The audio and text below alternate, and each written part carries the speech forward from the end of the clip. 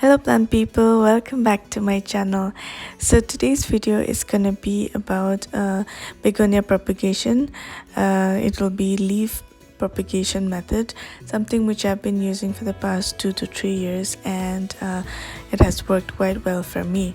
So here you can see I have a propagation box, which is a takeaway container with a translucent lid, and I've used cocoa peat as a medium, and there are shoots popping up here. So this is an update of after 2 months. This is a propagation which I've started in the month of May, end of May actually.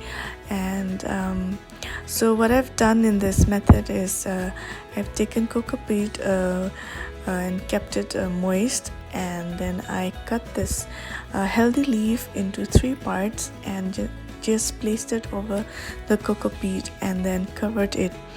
So after covering, you have to place it in a spot where it gets indirect bright light, and then keep checking the prop box from time to time for moisture.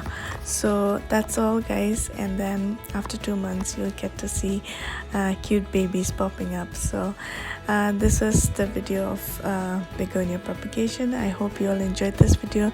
If you did, do give it a like, and if you're new to my channel, do consider subscribing for more such planty contents. I'll see you all in my next video. Bye bye.